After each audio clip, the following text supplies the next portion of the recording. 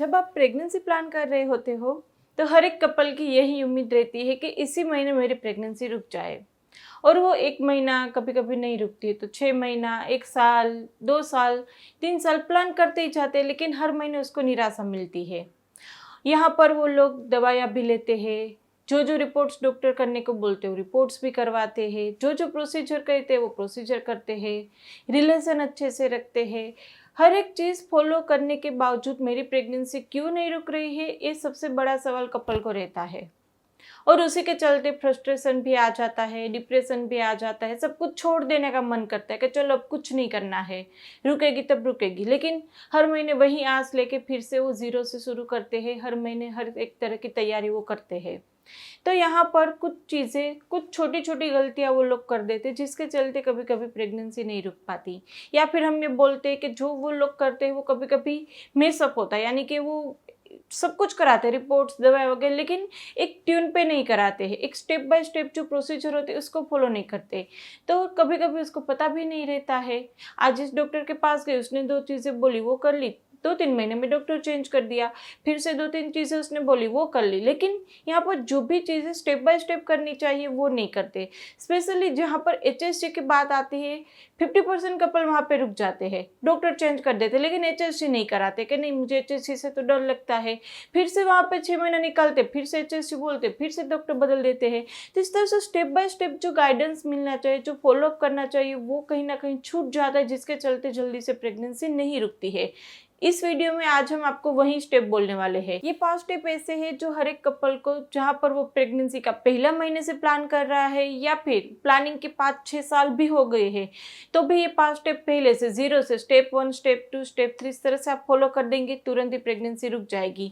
तो वीडियो आखिर तक देखते रहिए फ्रेंड, और अभी तक इस चैनल को सब्सक्राइब नहीं किया तो कर लीजिए, क्योंकि आपके यहाँ पर इसी तरह से नए नए वीडियोज हम लाते रहेंगे। वीडियो अच्छा लगे तो उसको लाइक एंड शेयर भी कर दीजिएगा। तो चलिए शुरू करते हैं। प्रेगनेंसी जल्दी से कंसीव करने के लिए कौन से 5 स्टेप आपको फॉलो करने ज़रूरी है। जब आप प्लान करते हैं तो वहाँ पे 1-2 महीना या 6 महीना जब प्रेगनेंसी नहीं रुकेगी तो पीयर प्रेशर बढ़ता जाएगा। मेरी फ्रेंड की या मेरी ननद की या मेरी देवरानी की शादी हुई, तुरंत उसको प्रेगनेंसी रुक गई, लेकिन मेरी अभी तक नहीं रुकी है। कुछ टाइम चलेगा तो आपको ये सब बोल दिया जाएगा कब आप आईयूआई आईवीएफ करा लो, और आप सोचने भी लगेंगे आईयूआई करा भी लेंगे, लेकिन आईयूआई में भी रिजल्ट क्या मिलेगा, ज़ीरो। वहाँ पर भी आपको प्रेगनेंसी नहीं रुकेगी। तो इस तरह से फ्रस्ट्रेशन लेवल है जो बढ़ जाएगा, क्योंकि आप आईयूआई भी करा चुके, शायद 1-2 आईवीएफ की साइकिल भी करा चुके हैं। वहाँ पे ऐसा सोचते हैं कि 1-2 लाख का ही तो सवाल है, लेकिन वहाँ पे जल्दी से रिजल्ट मिलना चाहिए।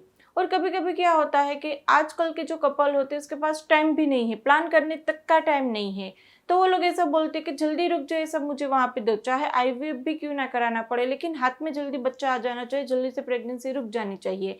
तो ये जो लंबी प्रोसीजर है, जहाँ पर हमें प्लान करना है, हर दिन रिलेशन रखना है, ये करो, खाना पान, ये सब उसको नहीं अच्छा लगता। तुरंत ही आईयूआई आईवीएफ करा लो, प्रेगनेंसी रुक जानी चाहिए। तो ऐसे में आईयूआई आईवीएफ के जो रेट है वो बढ़ते जा रहे हैं, और वहाँ पे सक्सेस रेट जो है वो कम है।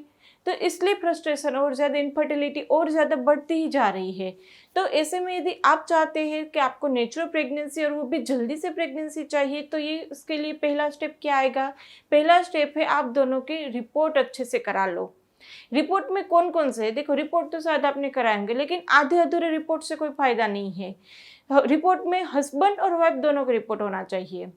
50% केसेस में हम ये देखते हैं कि मेरे में दिक्कत है इसलिए हस्बैंड की रिपोर्ट अभी तक कराए नहीं है।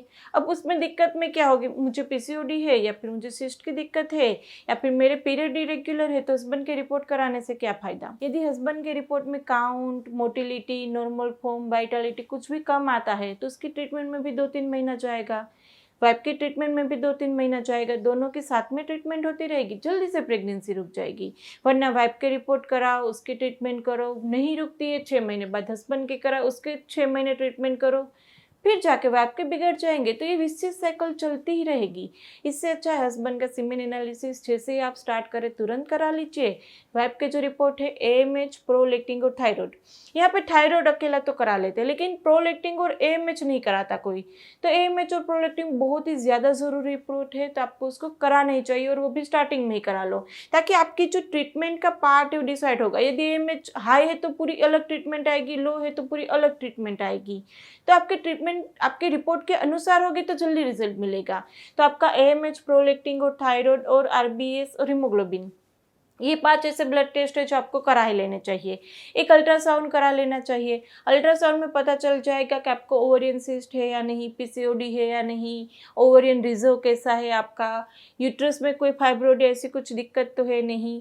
तो ये सारी चीज़ें आपको आपकी ओवरी और आपकी जो बच्चेदानी है उसके जो हेल्थ है वो आपको अल्ट्रासाउंड में पता चल जाएगी। और इसमें यदि कुछ दिक्कत है तो उसकी ट्रीटमेंट हो जाएगी। हर एक चीज़ जो चीज़ में दिक्कत है उसकी ट्रीटमेंट करते जाओ, फिर भी प्रेगनेंसी नहीं रुकती है और आपका अंडा भी अच्छा बन रहा था, हस्बैंड की रिपोर्ट भी अच्छे है या फिर आपकी रिपोर्ट अच्छे है, तो मैक्सिमम 3 या 4 महीने की वेट कीजिए। उसके बाद अपनी HSG फेलोपियन ट्यूब खुली है या बंद हो चेक करा ही लीजिए। तो दूसरा स्टेप आपका आता है HSG पेनफुल है, HSG इस तरह से मुझे नहीं करानी है या फिर उसमें बहुत ज़्यादा दर्द होगा, ये सारी चीज़ें एक साइड रख दीजिए। जो चीज़ करानी है वो तो करानी पड़ेगी। आप डॉक्टर चेंज करेंगे तो नलिया खुल तो नहीं जाएगी, बंद है तो उसके वहाँ पर फिर भी प्रेगनेंसी कैसे भी कर लो नहीं रुकने वाली। तो HSG रिपोर्ट कराना ज़रूरी बन जाता है। तो जैसे ही 3-4 महीने की सक्सेसफुल ट्रीटमेंट यानी कि वहाँ पे ओव्यूलेशन सब चीज़ें हो रही फिर भी नहीं रुक रही प्रेगनेंसी, HSG करा लो। HSG से पता चल जाएगा नलिया खुली है या बंद। और यदि नलिया बंद है तो उसके लिए आपको लेप्रोस्कोपी या फिर आपको IVF में जाने की ज़रूरत बिल्कुल नहीं है। होम्योपैथी दवा है, 2-3 महीने की होम्योपैथी दवाई से नलिया खुल ही जाती है और वहाँ पे प्रेगनेंसी रुक ही जाती है। तो नलिया बंद होने से आपको तुरंत ही IVF या फिर लेप्रोस्कोपी में जाने की ज़रूरत नहीं है। दूसरी चीज़, जैसे ही आपकी नलिया खुली आती है, रिपोर्ट भी ठीक आते हैं, फिर भी प्रेगनेंसी नहीं रुक रही है, तो फिर अपने विटामिन लेवल पे ध्यान दीजिए आप। विटामिन लेवल पे क्यों ध्यान देना चाहिए? क्योंकि ये एक बहुत ही छूटा हुआ एस्पेक्ट है। सब लोग सब कुछ कर देते लेकिन विटामिन पे ध्यान नहीं देते, अपने खान पान पे ध्यान नहीं देते। तो अपने प्रोटीन इंटेक के ऊपर ध्यान दीजिए आप। तो स्टेप नंबर 3 आपका आएगा आपके विटामिन लेवल को इम्प्रूव करना। डाइट में आप प्रोटीन रिच डाइट लेंगे, उसके लिए आपको क्या करना है, अंडे खा सकते हैं, स्प्राउट्स खा सकते हैं, पनीर खा सकते हैं, डेयरी आइटम खा सकते हैं।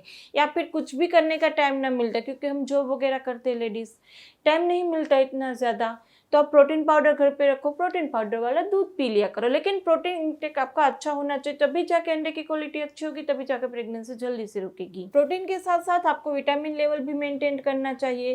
तो उसके लिए vitamin A, D, E, vitamin B complex, vitamin C, folate, iron जैसे मिनरल्स होने चाहिए। और प्रेगनेंसी प्लान करें तो CoQ10 तो होना ही चाहिए। CoQ10 क्या काम करेगा, आपके अंडे की क्वालिटी अच्छी करेगा, जिससे ओव्यूलेशन अच्छा होगा, इम्प्लांटेशन में हेल्प मिल जाएगी और प्रेगनेंसी रुक भी जाएगी, तो वहाँ पर अबॉर्शन रेट कम हो जाएंगे।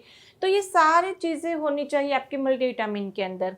अब मल्टीविटामिन कौन सी लेनी चाहिए, बहुत ज़्यादा क्वेश्चन मुझे आ रहे हैं, तो उसके लिए हम आपको सजेस्ट करेंगे न्यू होप का ट्रू विटामिन। न्यू होप के ट्रू विटामिन में हमने आपको जितने विटामिन आगे बताए सारे हैं, जैसे vitamin A, D, E, B complex है, विटामिन C है। उसके अंदर मिनरल्स कौन से हैं, मिनरल्स में magnesium, zinc, iron, copper, iodine, chromium and selenium है। CoQ10 है। और मेल के लिए ज़्यादा ज़रूरी चीज़ें हैं, वहाँ पे जिंकसेन है, जिंको बिलोबा है और लिकोरिक एक्सट्रैक्ट है। तो ये सारी चीज़ें ऐसी है जो मेल और फीमेल दोनों की फर्टिलिटी को बूस्ट करता है, अंडे की और स्पर्म की क्वालिटी वहाँ पे मेंटेन करता है, जिससे जल्दी से प्रेगनेंसी रुक जाए। तो आपको न्यू होप का ट्रू विटामिन यदि आप प्रेगनेंसी प्लान कर रहे हैं तो लेना ही चाहिए। इसको किस तरह से लेते हैं, डेली की एक टेबलेट आपको लेनी है, दोपहर में खाना खाने के बाद भी ले सकते हैं या फिर रात में खाना खाने के बाद भी ले सकते हैं। दिन में एक टेबलेट आपको एक बार लेनी चाहिए। इसको आप परचेस करना चाहते हैं तो इसके लिंक हम नीचे डिस्क्रिप्शन बॉक्स में रख देते हैं, वहाँ पर जाके आप इसको परचेस कर सकते हैं। दूसरा, इस तरह से आपने विटामिन का लेवल भी मेंटेन कर लिया, चलो विटामिन टेबलेट भी ले रहे हैं, प्रोटीन भी अच्छे से ले रहे हैं, उसके लिए बाकी सारी जो डाइट, एक्सरसाइज वो सब भी अच्छे से फॉलो कर रहे हैं, लेकिन फिर भी जाके प्रेगनेंसी नहीं रुक रही है, तो स्टेप आएगा 4। स्टेप नंबर 4 में आएगा आपके अंडे की क्वालिटी इंप्रूव करना। इंप्रूव करने के लिए जैसे हमने आगे बताया, आपको डाइट में ध्यान देना है, मल्टीविटामिन टेबलेट लेनी है और वहाँ पे आपको अच्छे से एक्सरसाइज करनी है। एक्सरसाइज में मेनली 3 एक्सरसाइज, अनुलोम विलोम, कपालभाति, सूर्य नमस्कार, बटरफ्लाई और आधे घंटे की वॉकिंग, इतना आप कर लीजिए इनिशियली। और यदि आप इतना ऑलरेडी कर रहे हैं, बॉडी साथ दे रही है, तो थोड़ा सा हाई इंटेंसिटी वर्कआउट भी कर लीजिए। यदि PCOD है या फिर आपको ओवरियन सिस्ट है या फिर वेट लॉस करना चाहते हैं तो आपको हाई इंटेंसिटी वर्कआउट करना पड़ेगा। इस तरह से एक्सरसाइज भी आप कर लीजिए। एक्सरसाइज करने से एग की क्वालिटी भी अच्छी होती है और वहाँ पर इम्प्लांटेशन में भी हेल्प मिल जाती है। दूसरी चीज़ ये ध्यान में रखनी है कि आपको वहाँ पर इम्प्लांटेशन के बाद एक्सरसाइज बंद कर देनी है। अब इम्प्लांटेशन आता है 5वां स्टेप। इम्प्लांटेशन सक्सेस हो जाए इसके लिए आप क्या करेंगे, क्योंकि देखो अंडा अच्छा बना लेना या बाकी सारी चीज़ अच्छे करेंगे, प्रेगनेंसी इम्प्लांट तो होनी चाहिए, वहाँ पे बच्चा चिपकना तो चाहिए। कई बार ऐसा देखा है कि बच्चा चिपक भी जाता है, लेकिन अचानक से वहाँ पर पीरियड स्टार्ट हो जाएगा, निकल जाएगा, इम्प्लांटेशन फेल हो जाएगा। तो सक्सेसफुल इम्प्लांटेशन के लिए आप क्या करेंगे, सबसे पहले जैसे जैसे हमने आगे स्टेप बताया, डाइट एक्सरसाइज वो सब मेंटेन करेंगे तो इम्प्लांटेशन सक्सेस होगा, क्योंकि अंडा अच्छी क्वालिटी का होगा तभी जाके वो इम्प्लांटेशन सक्सेस होने वाला है। दूसरी आपको वहाँ पर क्या करना है, जैसे ही आपका पीरियड का 5-6 दिन आए, यानी कि बाकी हो रहे पीरियड के 5-6 दिन, लास्ट के 5-6 दिन आपको हेयर वॉश नहीं करना, बालों में पानी नहीं डालना है, शैम्पू नहीं करना है, क्योंकि लास्ट के दिनों में हेयर वॉश करने से चिपका हुआ बच्चा निकल जाएगा, प्रेगनेंसी वहाँ पे मिस हो जाएगी। दूसरी चीज़ क्या करनी है, आपको रिलेशन नहीं रखना है। लास्ट के 5-6 दिनों में रिलेशन रखने से भी सेम होता है, पीरियड आ जाएगा, चिपका बच्चा निकल जाएगा। वहाँ पे आपको हेवी पेन किलर नहीं लेनी है, हेवी एंटीबायोटिक्स नहीं लेनी है, ट्रैवलिंग नहीं करनी है। हाँ, आप स्कूटी पे थोड़ा सा कहीं वर्क पे जाना है इस तरह से जा सकते हैं, लेकिन लंबा ट्रैवलिंग आपको नहीं करना है, या फिर रोड बहुत ही ख़राब हो तो वहाँ पे ट्रैवलिंग अवॉइड कर सकते हैं। दूसरा, मुझे लोग ये पूछते हैं कि सीढ़ियाँ चढ़ सकते हैं नहीं, घर का काम कर सकते हैं नहीं, तो वो सब आप कर सकते हैं। तो यहाँ पर इस तरह से यदि आप ये 5 स्टेप कंप्लीट कर देंगे, जहाँ पर अच्छे से रिलेशन रखेंगे, अंडे की क्वालिटी पर आप काम कर लेंगे, इम्प्लांटेशन के लिए टिप्स फॉलो कर देंगे, तो जल्दी से प्रेगनेंसी रुक जाएगी आपकी। यहाँ पर यदि थोड़ा सा भी कंफ्यूजन है, कुछ आपको क्वेरी है, कुछ पूछना है, तो आप हमें कमेंट बॉक्स में पूछ ही सकते हैं, या फिर हम इंस्टाग्राम पे फॉलो कर सकते हैं, वहाँ पे Q&A लाइव सेशंस होते रहते, जल्दी से आंसर मिल जाएंगे। प्रेगनेंसी रुकने में कोई दिक्कत आती है, आपको नलिया बंद है या सिस्ट है, या फिर आपको हस्बैंड के रिपोर्ट में कुछ दिक्कत है, या AMH ऊपर नीचे है, कुछ भी हो, होम्योपैथी मेडिसिन मिरेक्युलस वर्क करती है, जल्दी से प्रेगनेंसी रुक जाती है। तो यदि होम्योपैथिक मेडिसिन के लिए आप हमारी अपॉइंटमेंट बुक कराना चाहते हैं तो टेलीफोनिक अपॉइंटमेंट की सुविधा रखी है।